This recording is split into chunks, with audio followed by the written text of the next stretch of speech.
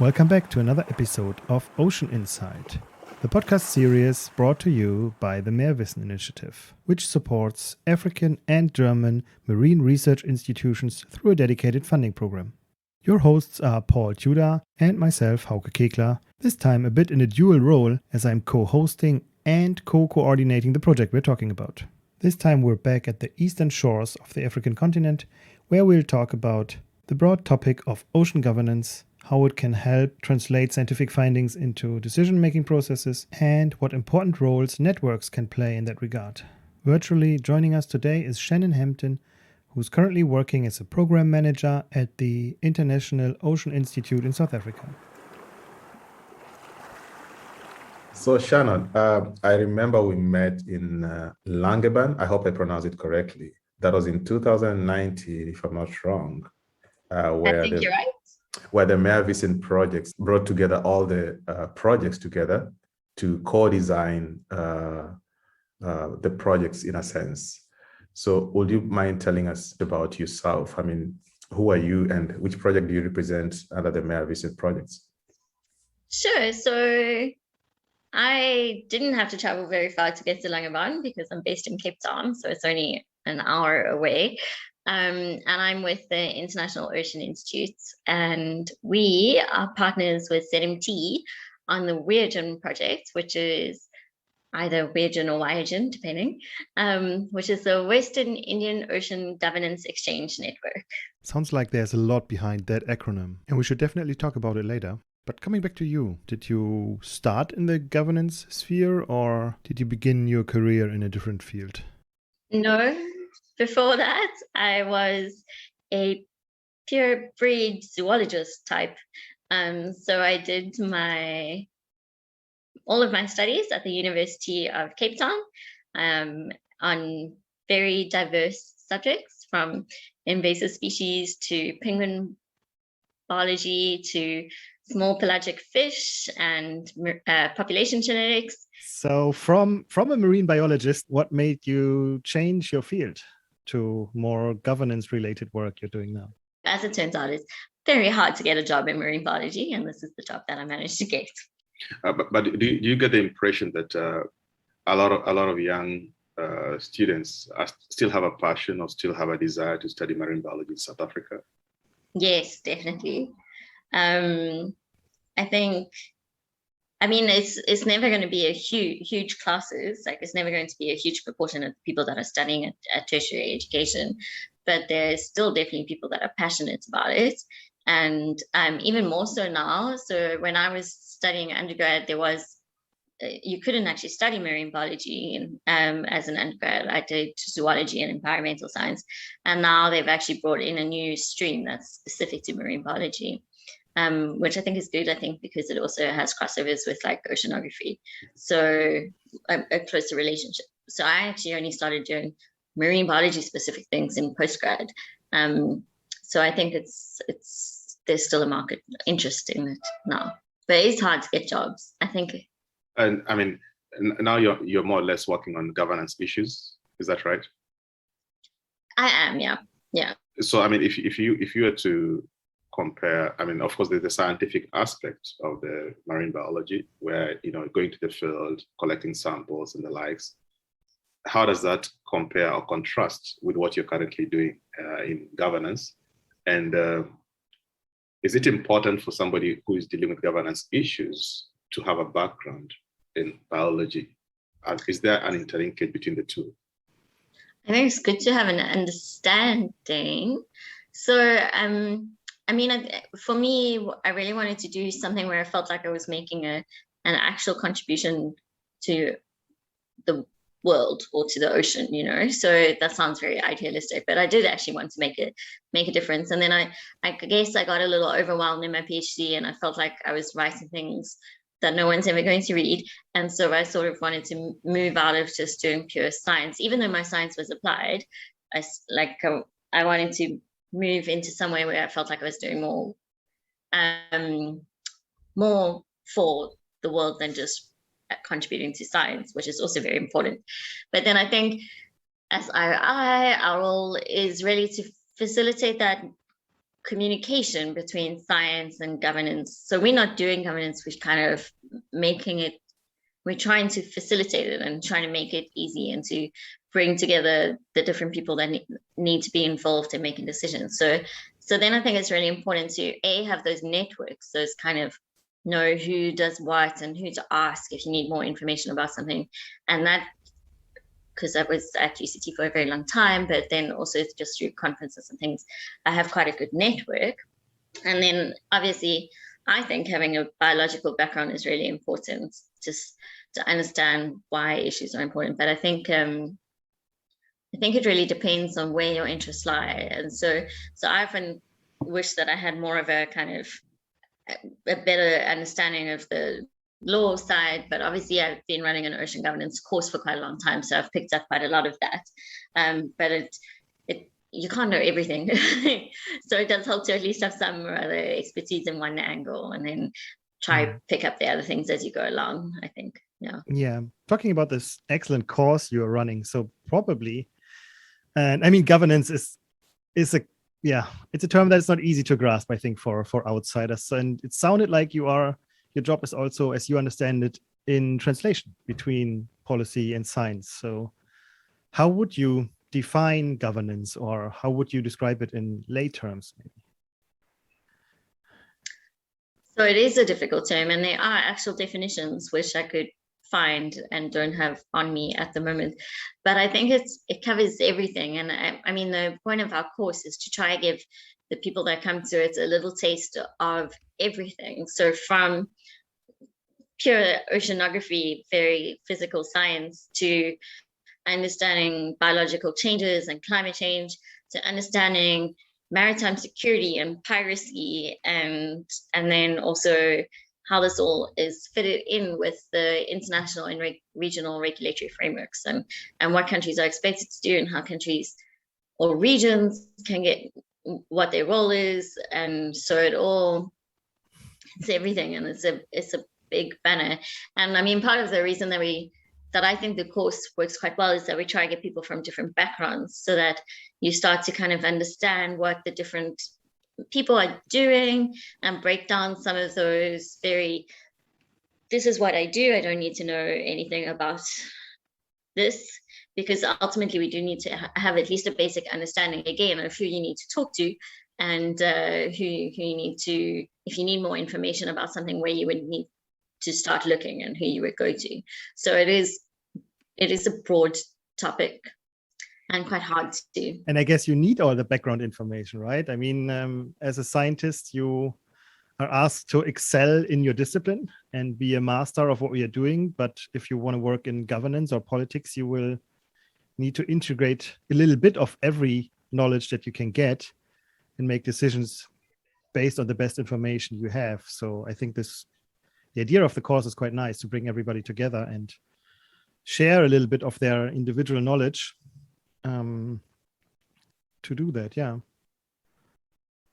Yeah, I really like it. I think, I mean, 4 weeks is too short to make anybody an expert in any of the topics that we cover, but at least it introduces people to topics that they may not have ever thought about at all. Like, if we have someone who's got a pure fisheries background, they might not be thinking at all about port state measures or piracy. Is there a lot of scientists in the governance work, or is it career politicians in South Africa, at least? Do you mean that comes to a course, or do you mean in the departments of environment and the departments of, like, our government? Now that you're saying, maybe both. Which so our course is also for people from all over Africa, and we try to mix it up and have academics and people in policy development, like kind of mid-level government officials, but we also have people from the Navy and from, I mean, we'd ultimately really love to have people from the private sector, but this seems to be a challenge in everything that we do. So so we try to mix that up, and we do that very actively for each course, to mix that up so that people can learn from each other as much as they learn from the lectures. And then in our government, I'm hesitant to answer that, because I don't know So in each of our departments, I know the Department of Fisheries, Forestry and Environment the best, just because that's where I've had the most delays. And then they have research scientists in the department who are government scientists, and then they work closely with the policy and management people. And I think historically, there were a lot of scientists that got moved into management positions because I don't know if there was as much training in developing people as like career politicians at that stage. And I guess there's a little bit of a change in that. And the government departments also do kind of professional development while you're there. So they try to train you in that as you're going through. But I haven't actually ever worked in government, so I'm nervous to talk too much about how their frameworks work. I mean, one of the things that I think you mentioned previously was the importance of networks. And I mean, looking at the Western Indian Ocean region, there are a lot of young and upcoming scientists and possibly young people who are interested in issues of governance, diverse fields within the marine field. From your experience, I mean, what role do you see networking playing in this governance picture? Well, so we shouldn't be having to work by ourselves. So we have teams, and we have people who are good at certain things and people who are better at other things, and we should be working together and trying to like build on those strengths and build on those networks. So I think that's a really important part of it, is knowing that you shouldn't have to do everything by yourself, and then also knowing who the best people are that you can contact that can help you to be the best that you can be. But yeah, so I think that's one of the really great things about having the opportunity to get to know people who have different backgrounds to you and different experiences to you. And even if you're working with people who have the same professional backgrounds, everyone has different ideas of how to do things. So it's always good to communicate and work together and build on that, on your strengths, and on trying to kind of cover up your weaknesses or supplement your weaknesses by having a teamwork. And yeah, I think that's why we have people. Humans aren't super good at doing things all by themselves, right? At anything. So is that part and parcel of what WIOGEN is all about? Maybe, I mean, to those listening for the first time, WIOGEN, what is WIOGEN, and what is the role of WIOGEN in all this discussion that we are having? Okay, do you want to define what is WIOGEN? You're the veteran, but I can chip in. It's the Western Indian Ocean Governance Exchange Network. And basically, because ocean governance is so multidisciplinary or transdisciplinary, we need to be able to have some other way to get these people with pure science backgrounds or pure policy backgrounds, pure law backgrounds, to be able to communicate with each other. And so we're trying to help do that by and then on a regional basis, trying to get the experiences from the different countries that are so connected, and like their relationships to each other are so important. So also getting people in Kenya to talk to their colleagues in Tanzania about their experiences. And I guess that's not the best example, but maybe getting the people from Madagascar to speak to the people in Kenya and see if they can learn from each other and share knowledge, and also work on regional issues, because the ocean doesn't really have political boundaries. So then people need to communicate with each other about the different issues in different parts of the region. So that is, the idea is to have WIOGEN as being really inclusive, and have people from all different backgrounds that are all dealing with ocean issues being able to connect with each other in some way or another. So, I mean, what you're saying is basically WIOGEN is not just a project, but it's an idea that should not be defined in terms of, let's say, a funding scheme, but rather it's an idea that should continue, and it's an idea that should, in a sense, define the way that we interact as scientists, as managers in the region, and how we do our science, and not to look at ourselves as individual countries, but rather seek collaborations and find strength in working together. I think that's something that I've not seen a lot in the past, but it's something that I think is quite important, because it also, I think, helps to reduce on the duplicity of research, where I'm doing something, you're doing something in South Africa, but when we collaborate and perhaps work together, we get results that are more, broader in a sense, and that can help us in making better comparisons. So, yeah, so I think there's a lot to learn from each other, and to also, as you say, work together and pool resources and knowledge and expertise, and share that amongst the different countries and people. And obviously, because they're already scientists work quite well together, I think, and I think there's already quite a lot of collaborations that happen on a purely scientific basis. So then WIOGEN brings in the idea of bringing in the policymakers and the like lawmakers and the other disciplines that maybe are less linked into the pure science kind of networks that are already available in the region. Also, when you think about North and South cooperation, this is an ideal channeling platform to learn what emerging issues are in the South that have been developed cooperatively. So it's not just a one-on-one situation, but we get to learn about the issues that are driving this region. And I mean, basically, I see myself as somebody who's learning from experience from the region that might be applicable maybe also in Europe, and then facilitating the exchange, getting people to talk, exchanging ideas is what I love, what I do best, I think. And as Shannon said, ocean governance is completely different from land governance. We have transboundary areas. I mean, fish don't care if they are in Tanzanian or Kenyan waters. And I think, there's still a lot to learn, even for European countries. I don't know if we have networks like WIOGEN, for example, that are functioning, that are fostering an exchange like this in Europe and in Germany. So, I mean, one thing that let me just throw it in there. I mean, Shannon, do you have any particular experience or any particular example in WIOGEN that you can share with us of how important, this exchange really is? Like something that has happened and that has come up that is we can share with other partners to see the importance of networking and sharing information across countries, across scientists.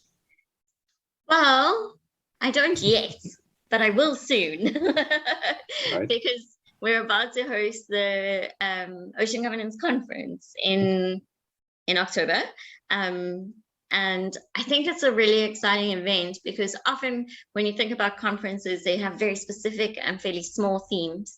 The WIOGEN conference is brilliant and very transdisciplinary. But I think one of the great things about our conference is that it's quite one of the days is specifically looking at kind of how to advance the ocean governance strategy for the Western Indian Ocean region. I mean, it's bringing people together that wouldn't necessarily have all been together in the same place, and then also giving a space for the early career people to maybe be part of that conversation, which would be difficult to facilitate in other things. So we haven't done it yet, but we're hoping to do it soon. And we're really excited about working with the Nairobi Convention and then working from the policy side and then working with like WIOGEN from the academic side. So bringing everyone together and having these conversations together. I mean, not because obviously WIOGEN and Nairobi Convention also work really closely together all the time, but it's nice to make the circle even bigger. Yeah. And that's a South African meme, really. I mean, what we also did is bringing people together to learn from their experience on different topics in online exchanges, on like social media as an engagement tool, so the science policy dialogue. So there has been some activities where we have partners from all over the region coming together and exchanging their ideas, their visions. We were actually planning on having scientific exchanges across the region, which of course couldn't work out in the moment with the COVID pandemic. So we switched to online events and are now trying to bring people together in the virtual space. And I think that's a nice success story. Again, for me as well, because I was learning quite a lot. I know we get to attend all of these things, which is a really nice bonus. But I also, one of the things that I really love about WIOGEN, now I've forgotten how to say it, is that it's designed to be driven by the members. So obviously that's a fairly idealistic statement, and we can't cater to however many members we have, every single one of their needs. But what we do is try to, if there's a strong interest in a certain type of training, then we try to cater to that.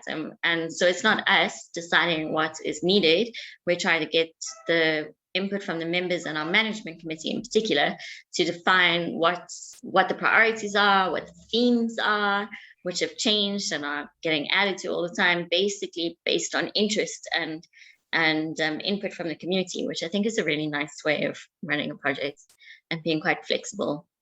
What about, I mean, one of the things that I've seen in the region is also that there's a lot of scientific information that is published online on various platforms, peer-reviewed journals. We have books and reports and all this, the frequency is increasing by the day.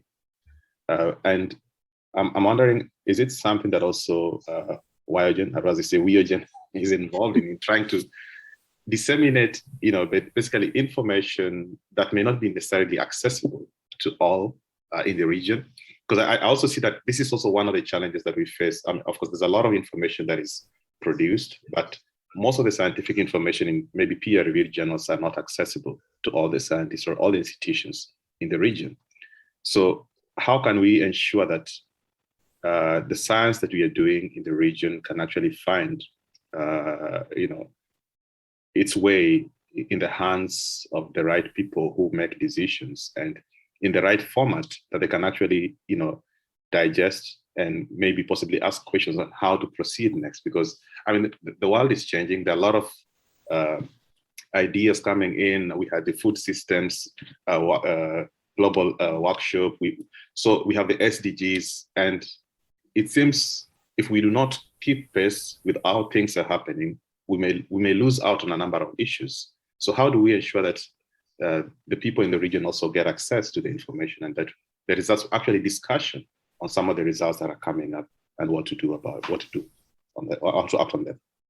I mean, so that is one of the goals of the conference. And then we also have been looking into and planning ahead for next year, maybe some kind of more intimate exchanges between like Ask Scientist and a policymaker, so that they can get in touch or know who to get in touch with. And a lot of it's about relationships and people. So if you get to know someone or trust someone that you can communicate with, and then or who you can ask to put you in touch with someone else, that can help you understand what's important and what you need to know for that issue that you're dealing with.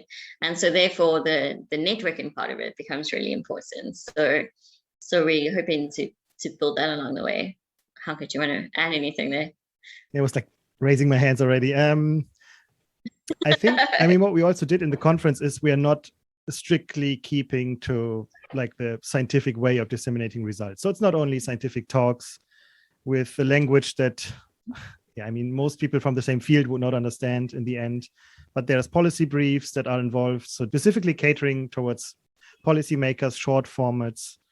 We will have panels on deep sea biology, for example, ocean accounts. So we will have different formats that cater a bit more towards policymakers and might make this quite attractive. And I think one of the long-term visions would be, as Shannon almost said, I was waiting for it, to be WIOGEN more of a dating platform between policymakers and scientists. And if you see that your interests match, then there is a more informal way of exchanging information, because until a scientific finding makes its way into the public realm, there might be years, and policymakers don't have the time to wait from developing a research project until the results are published in a scientific journal that is most likely not accessible to everybody, and then also not readily understandable for everybody. So if I read publications about political science, I will not understand them. So, and this might be,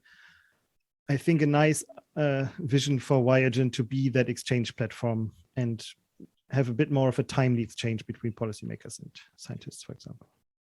Mm-hmm. And one of the trainings we've run, which I thought was quite exciting, was the policy brief writing training with Rebecca. And just because, so during my postgraduate very science training, I don't know if you know, if I came across a policy brief like as something to read.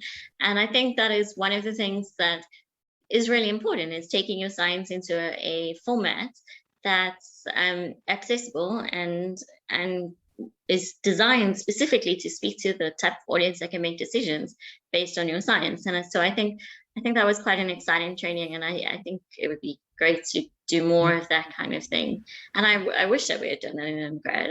I should speak to the people at universities and say it's an important part.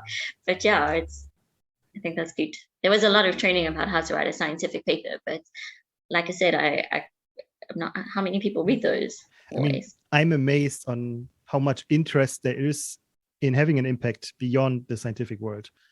And I think universities should take that up, but until they make up their mind, I think platforms like WIOGEN are an ideal way, because the next generation is very eager to learn about those methods. I mean, be it social media, be it policy briefs, any other approaches to give their science a meaning beyond an H-index or citations would be nice.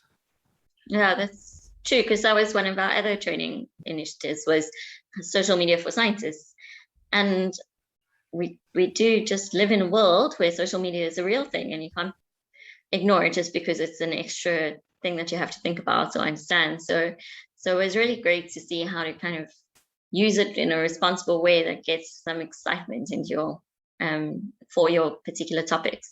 And I really enjoyed it. You're more likely to find politicians on Twitter or Facebook than reading the Nature Journal, for example. So true. So I think it's the right way to go if your goal is. And you can tag them. Exactly. You can. I mean, it is very informal, and there's a good chance of people reading what you have to say or listening to what you have to say. And I also think it's also about just demystifying what policy briefs are, because maybe there are many who still have this mindset that, I only have to communicate through scientific journals, and nobody's saying that writing scientific journals is something bad. But I think it's all about demystifying that idea that, it has to be peer reviewed. And I mean, policy briefs can also be peer reviewed. I mean, they go through a process where, they're read and you get constructive feedback. And I mean, if you're going to write a policy brief for a specific country, for example, you want to ensure that it goes through the various people who are important, who are able to make decisions, and because you want an action to be taken. So I think it's really a skill or an art that scientists need to learn and be proud of, that this is actually also creating impact. And how best can you create impact if your science cannot make a difference in the area or region where you're working? Yeah, I think it's just recognizing that there are different audiences, and your science is important for the world beyond science. So recognizing your audience and speaking to them audience appropriate way. So the policy brief for the decision makers, but then the social media for the general public too. I mean, people need to understand that science is important to everyone, and what, it's not like this big black box where things happen. It's something you can interact with and know more about without having to try and wade through a scientific journal. So, but then again, not everyone has to do everything. So that's where your networks come in. So if you have someone who's a really good communicator or really good, writer of popular articles, then work together and find out who's good at what and amplify everything through the networks. Yeah. It's generally something to keep in mind. But now WIOGEN has 1 year remaining, and I think it's about time that we start thinking about how to proceed, because I think we've taken up quite fast. There's a big membership at the moment. We are quite productive, and it would be a shame, I think, to see this stopping now, as so many projects are after their funding period. So what would be your idea? How can we make this go on? Is there any ways we can anchor it in the region?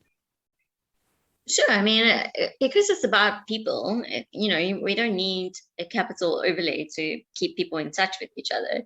It just takes a little bit of communication and networking, which is what we do. So you don't, obviously we won't be able to have big conferences that cost a lot of money, but we can still have ways to connect people through just your online platforms and through making sure that people know who's who in the region. I think that's one of the important things that we should be formalizing a little bit more somehow through, and our website's still there. So maybe that's one of the things we should be looking at, is how to make it more accessible and how to make it useful for people to take forward themselves without necessarily having us pushing the networking, so that they can keep the network going amongst themselves.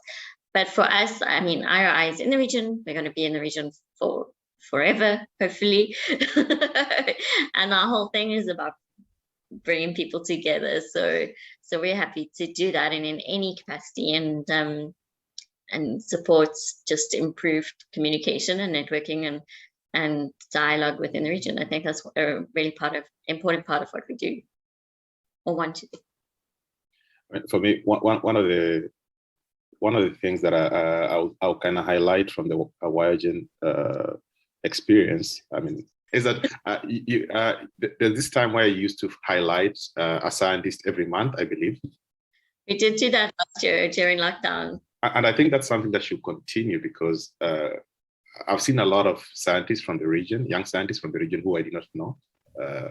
And I think it gives kind of some level of confidence for the scientists to write about themselves and the kind of research they're doing. And also this helps to network and link them up with other scientists from the region and beyond who might be working in the same field. So I'll think this is something that is worth continuing with, because I think that's great. So we did that last year during lockdown, and obviously lockdown was quite a difficult period for everyone, and stuck where you couldn't network. And I really loved it. I mean, it was one of my favorite things to do with WIOGEN, was because I felt like I got to know those people a bit, and it was just, I felt like it was a really positive thing. It was just highlighting people and the great work that they're doing, and I felt really enthusiastic about science in the region. So I love that idea. I would love to do that more. I just I really wasn't sure how much of an impact it made, but if people like you are reading it, then that's totally worth it for me. So yeah, that is something we can carry on doing. And it made me a very much happier person. So very happy to do that more.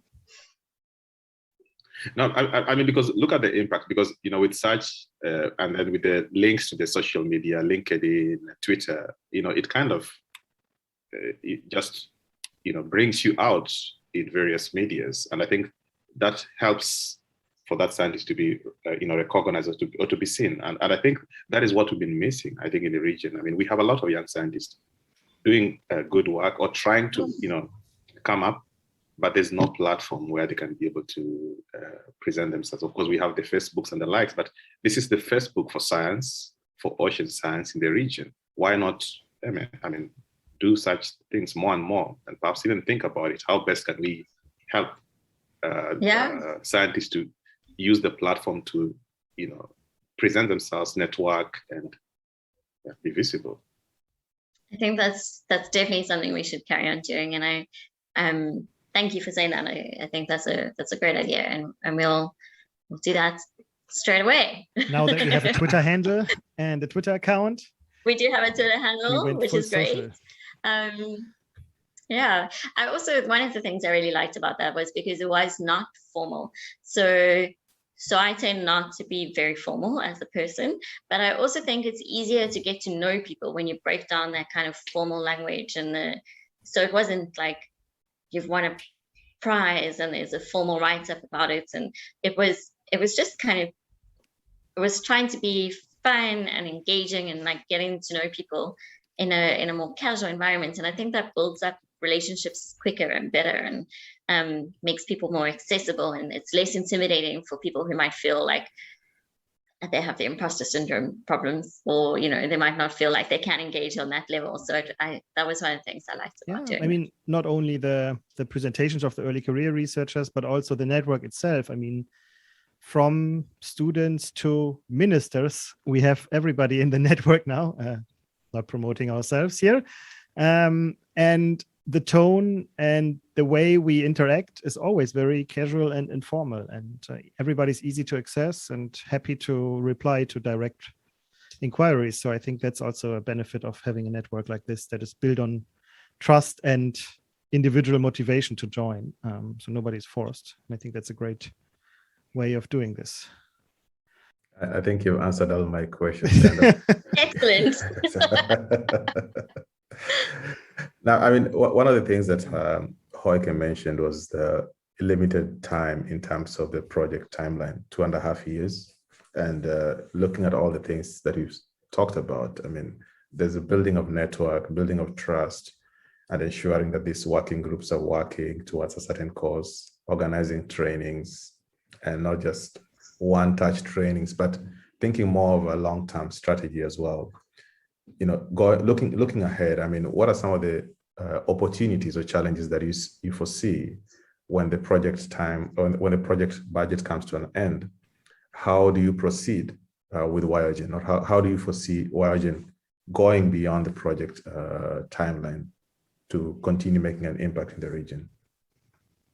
So this is a challenge, and I think this is a challenge with a lot of projects, is that a lot of projects have a very finite funding period, and that's just the reality of the world.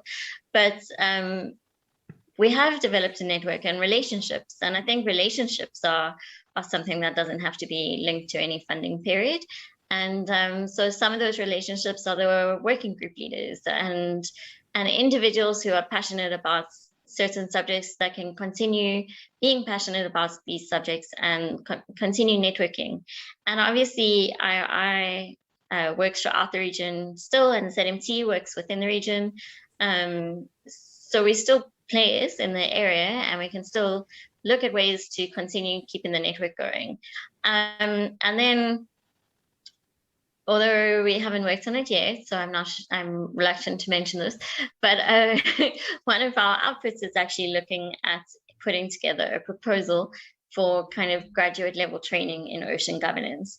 So that would be one of the sustainable outputs of the project, if we can find someone to fund that, which is a challenge, but I think it's a need in the region, and I think there's interest in the region for things like that.